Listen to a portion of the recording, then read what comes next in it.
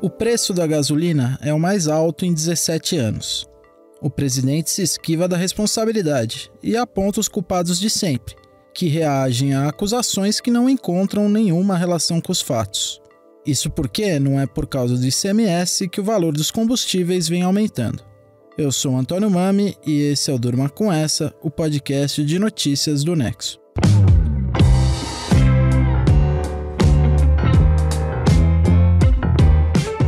Olá, eu sou a Aline Pellegrini e tô aqui com o Antônio para apresentar esse podcast que vai ao ar de segunda a sexta, no fim da tarde e início da noite, sempre com notícias que podem continuar a ecoar por aí.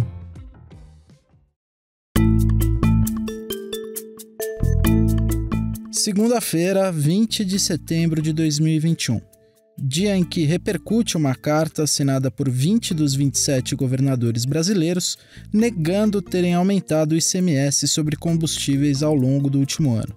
Esse é um imposto estadual que incide sobre gasolina, diesel e outros combustíveis fósseis e é apontado pelo presidente Jair Bolsonaro como a causa do alto preço dos combustíveis no Brasil, onde, em média, o litro da gasolina está custando R$ 6. A gente lê aqui um trecho da carta. Abre aspas. Os governadores dos entes federados brasileiros signatários vêm a público esclarecer que, nos últimos 12 meses, o preço da gasolina registrou um aumento superior a 40%, embora nenhum estado tenha aumentado o ICMS incidente sobre os combustíveis ao longo desse período. Essa é a maior prova de que se trata de um problema nacional e não somente de uma unidade federativa. Falar a verdade é o primeiro passo para resolver um problema. Fecha aspas. A carta é assinada por governadores de todo o espectro político, por opositores de Bolsonaro como Flávio Dino, do PSB do Maranhão, e Rui Costa, do PT da Bahia, por políticos que começaram apoiando o governo federal, mas que foram para a oposição, como os tucanos João Dória, de São Paulo, e o Eduardo Leite, do Rio Grande do Sul, e até por aliados do presidente, como Romeu Zema, do Novo de Minas, Ibanez Rocha, do MDB do Distrito Federal, Cláudio Castro, do PL do Rio de Janeiro, e Ronaldo Caiado, do DEM de Goiás. Aí uma ampla frente de governadores rebatendo uma inverdade que é repetida reiteradamente por Bolsonaro como forma de lidar com as cobranças pelo alto preço dos combustíveis. Essa pressão contra o governo redobrou na semana passada. O deputado Arthur Lira, presidente da Câmara e aliado de Bolsonaro, chamou o presidente da Petrobras, Joaquim Silvio Luna, para explicar para os parlamentares por que o preço dos combustíveis está tão alto. O valor mais alto desde 2004, quando a Agência Nacional do Petróleo começou a monitorar os preços. E o órgão verificou que tem cidade onde o litro da gasolina está custando mais de R$ 7. No dia 14 de setembro, o Silvio Luna foi lá na Câmara e repetiu o mesmo discurso do Bolsonaro, de que a gasolina está alta por causa do ICMS. Só que esse é um discurso que não para em pé. Dá para cravar, o ICMS não é responsável pela alta dos combustíveis no Brasil. Isso está em linha com o que dizem os governadores, que não aumentaram esse imposto, com consenso entre os economistas da área e com a própria evolução da composição do preço dos combustíveis no Brasil. Então vamos começar explicando como é composto o preço dos combustíveis. Teoricamente, esse valor é definido livremente pelo mercado, mas a Petrobras tem praticamente um monopólio em uma das etapas da cadeia produtiva, que é o refino. Por isso, o preço que a estatal define para o combustível recém-refinado vira a base para todos os preços do país. Antes de chegar no tanque, os combustíveis passam por distribuidoras e pelos postos. Então, ao preço básico definido ali na refinaria são somados os tributos e os custos das empresas envolvidas na distribuição e na venda, além dos lucros desses agentes. Portanto, dá para dizer que tem 4 partes principais que compõem o preço dos combustíveis no Brasil. 1. A margem do produtor, que é a margem da Petrobras. 2. A margem de revenda e distribuição, que é o que vai para os postos de gasolina e para quem distribui e transporta o combustível. 3. Os tributos federais, como CID, PIS e COFINS. E, finalmente, 4. O tributo estadual, o ICMS, Imposto sobre Circulação de Mercadorias e Serviços. A alíquota do ICMS na gasolina, por exemplo, varia de 25% a 34%. Ainda tem uma quinta parte, mais residual, que é específica para cada combustível. No caso da gasolina, essa quinta parte é o preço do etanol anidro, que é adicionado à mistura. No caso do diesel, tem também o acréscimo do biodiesel, custo que também é repassado para o consumidor final. Hoje, o ICMS responde por 27% do preço da gasolina e 13% do preço do diesel comum. Nos dois casos, quem compõe a maior parte do valor do combustível é a margem da Petrobras. 33% no caso da gasolina, 54% no caso do diesel comum. Essa é a composição de momento, de acordo com dados de maio da Agência Nacional do Petróleo, que são os mais atualizados. A fatia do ICMS não é desprezível, está longe de ser pequena nesses dois casos. Mas para entender se o ICMS tem influência no preço final dos combustíveis, é preciso ver como a composição desses valores foi evoluindo ao longo do tempo. O Marcelo Rubissec, redator que você sempre ouve com a gente aqui no Durma, perguntou para economistas especializados na área se o ICMS é culpado pela alta recente dos preços. Todos disseram que não. E se ampararam em números para mostrar. Na maioria dos estados brasileiros, a alíquota do ICMS é a mesma há muitos anos. E o peso do tributo no preço final dos combustíveis se mantém na mesma faixa desde 2020, algo que vai na linha do que alegam os governadores na carta de domingo. Então, se não é o ICMS que está puxando o preço dos combustíveis para cima, o que é? Quem dá uma dica para a gente é alguém que, assim como Silvio Luna, chegou onde está pelas mãos do Bolsonaro. Parte de você passar esse preço de commodities para o preço interno no Brasil, o mecanismo é um pouco mais rápido, lembrando que a Petrobras, por exemplo, passa preços muito mais rápido que grande parte dos outros países, né? Você ouve aí o Roberto Campos Neto, presidente do Banco Central, num evento no Banco de Investimentos BTG Pactual em São Paulo, no dia 14 de setembro. O mesmo dia em que o comandante da Petrobras foi à Câmara dar explicações sobre o preço dos combustíveis. Só que ao contrário do Silvio Luna, o Roberto Campos Neto falou que a estatal repassa o preço do combustível muito rápido para o consumidor, mais rápido até do que outros países. E qual que é o motivo disso?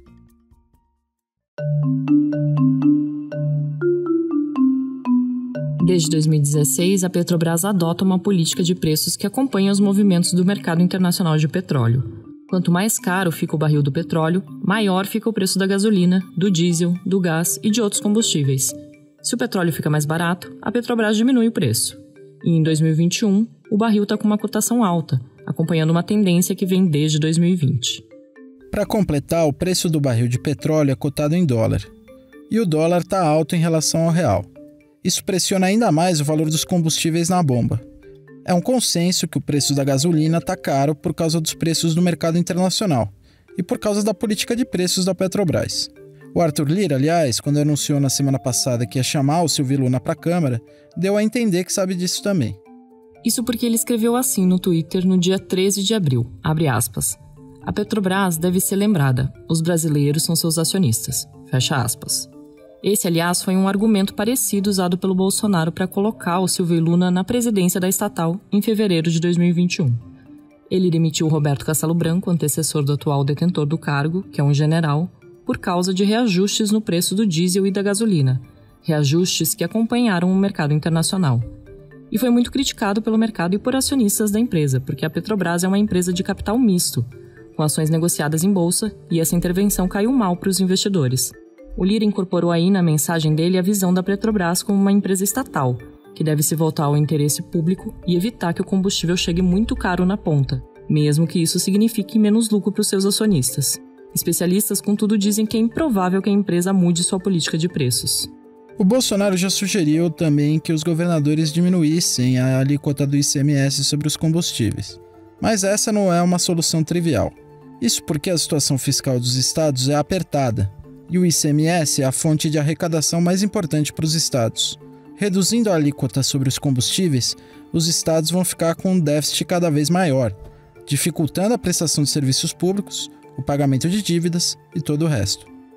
O preço alto dos combustíveis é um dos motores da inflação alta no Brasil, junto com os alimentos e a energia elétrica. E esse tem sido um dos principais fatores que tem puxado a impopularidade do Bolsonaro para níveis recordes. Segundo o levantamento mais recente do Instituto Datafolha, feito entre 13 e 15 de setembro, o governo federal é considerado ruim ou péssimo por 53% dos brasileiros. Para 75% deles, o presidente é culpado pela inflação alta. A inflação de agosto foi a mais alta para o mês desde 2000, e analistas e o governo estão revendo as projeções dos preços cada vez mais para cima. Tudo isso num cenário de pobreza e desemprego. O discurso usado pelo Bolsonaro nesse momento difícil é o mesmo que ele usa desde o início de 2019 e que dá a tônica da sua retórica. É o discurso de que ele está de mãos atadas, de que ele não consegue governar, que a culpa pelo que acontece é de fatores fora do seu campo de ação. Em abril de 2021, o Nexo procurou a Andréa Freitas, professora da Unicamp, para perguntar para ela por que vira e mexe o Bolsonaro apela esse discurso. Ela disse que ao fazer oposição sistemática a outras instituições que supostamente amarrariam as mãos dele, o Bolsonaro mantém a sua base eletrizada, destaca inimigos e indica as pessoas a serem combatidas. No caso do preço da gasolina, ele volta a apontar para os governadores, assim como fez ao longo de toda a pandemia de Covid-19.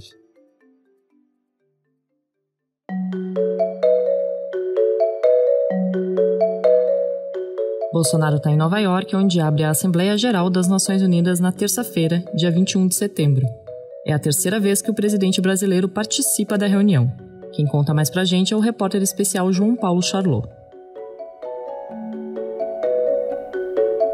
Olá, ouvinte. Olá, amigos do Durma com Essa. Todos os olhos da política internacional estão voltados para a Assembleia Geral da ONU. O encontro começou, na verdade, há uma semana em Nova York, mas os chefes de Estado fazem seu discurso amanhã. Jair Bolsonaro é o primeiro a falar. Ele segue aí a tradição da organização que dá essa deferência da primazia ao presidente brasileiro de turno, seja ele quem for, todos os anos. Essa é a terceira vez que o Bolsonaro representa o Brasil na Assembleia Geral da ONU. Da primeira vez, em 2019, ele discursou 8 meses depois de ter assumido a presidência do Brasil. Foi a grande estreia do Bolsonaro no púlpito das Nações Unidas. Nesse primeiro discurso, ele falou contra o comunismo, atacou diretamente os governos de Cuba e da Venezuela. Além disso, brigou com a França por causa das críticas que o presidente Emmanuel Macron tinha feito à devastação da Amazônia e aos ataques aos povos indígenas. Em 2020, Bolsonaro voltou a discursar na Assembleia Geral, só que naquele ano a pandemia transformou o encontro numa arena política virtual. Bolsonaro então usou a ONU para discursar a favor do uso da cloroquina, um remédio ineficaz contra a Covid-19, que é uma das linhas de investigação da CPI no Senado brasileiro, que investiga aí a atuação do governo federal na crise sanitária. Agora, em seu terceiro discurso, o presidente brasileiro comparece à sede da ONU sem ter tomado vacina contra a Covid, no momento em que muitos países do mundo obrigam a apresentação do passaporte vacinal.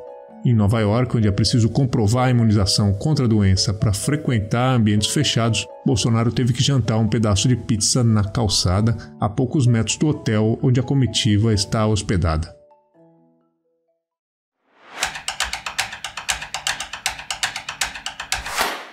Bolsas do mundo todo despencaram nessa segunda. O motivo é o colapso de uma das maiores empresas de construção civil da China. Quem explica melhor pra gente é o Marcelo Rubissec. Marcelo, que empresa é essa e por que ela está indo à bancarrota? Bom, a Evergrande é uma gigante do setor imobiliário da China. É a segunda maior incorporadora do país e é uma dessas empresas que ocupou um espaço de protagonismo nesse boom econômico da China dos últimos 20, 25 anos. Mas, agora, é uma empresa que está à beira de um colapso, ou seja, está quase dando calote nos seus credores. E a dívida dela não é pequena, está mais ou menos em 300 bilhões de dólares. Sim, bilhões com B de bola. É uma dívida um pouco menor do que a dívida externa da Argentina, para ter uma ideia. A Evergrande cresceu nesses últimos anos usando uma estratégia de se endividar para se expandir. Então, quanto maior a empresa foi ficando, maior foi ficando a dívida. E começou a se criar uma certa dependência. Chegou uma hora que ela basicamente precisava de novos empréstimos para continuar operando. Bom, em agosto de 2020, o governo da China decidiu adotar uma política de ser menos tolerante com essas dívidas enormes das empresas do setor imobiliário. Então foram colocadas metas para tentar limitar novos endividamentos dessas empresas. Mas, para uma empresa que depende de crédito para se manter, como a Evergrande, ficou muito difícil pagar as operações. E aí, a partir daí, começou esse colapso. E hoje, a Evergrande é uma empresa que tem pouco caixa, está pagando fornecedores e investidores com imóveis e não sabe se vai conseguir pagar as dívidas que vencem nos próximos meses. E ainda existe essa dúvida real, que é se o governo da China vai salvar a empresa de quebrar ou não, que é uma coisa que a gente não sabe ainda. E por que isso está tendo um impacto global? Qual que é o impacto para o Brasil? Olha, existem temores muito grandes de que uma eventual quebra da Evergrande tenha um efeito dominó na economia chinesa como um todo. O medo é que os bancos e outros agentes financeiros da China tomem calote da incorporadora e aí reduzam a oferta de crédito como uma forma de minimizar os riscos e perdas nesse momento. E aí isso pode levar a uma desaceleração da economia chinesa como um todo. E, inclusive, hoje as bolsas pelo mundo reagiram muito mal à situação da Evergrande. seja porque os investidores estão com medo de tomar calote direto da empresa, ou por medo de serem atingidos por esse efeito cascata que pode se formar. Valeu, Marcelo. O texto dele você encontra amanhã em nexojornal.com.br. E antes da gente se despedir, uma correção. No episódio do dia 16 de setembro, no qual a gente falou sobre o impasse na nomeação do André Mendonça para o Supremo Tribunal Federal, a gente deu uma informação errada aqui. A gente falou que o Senado nunca tinha rejeitado uma indicação para o Supremo, mas isso não é verdade. Em 1894, o Senado derrubou 5 indicações do presidente Floriano Peixoto para a Corte, que tinha sido recém-instituída no país. A gente agradece demais o Manuel Sabatini, que mandou uma mensagem para alertar do erro.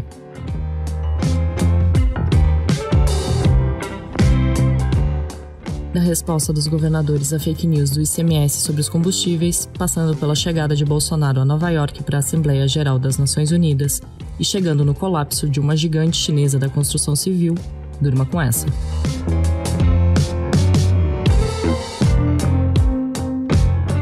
Com roteiro de Antônio Mami, produção de Aline Pellegrini, participação de Marcelo Rubissec, João Paulo Charlot e edição de áudio de Roberto Soares, termina aqui mais um Durma com essa. Amanhã tem mais.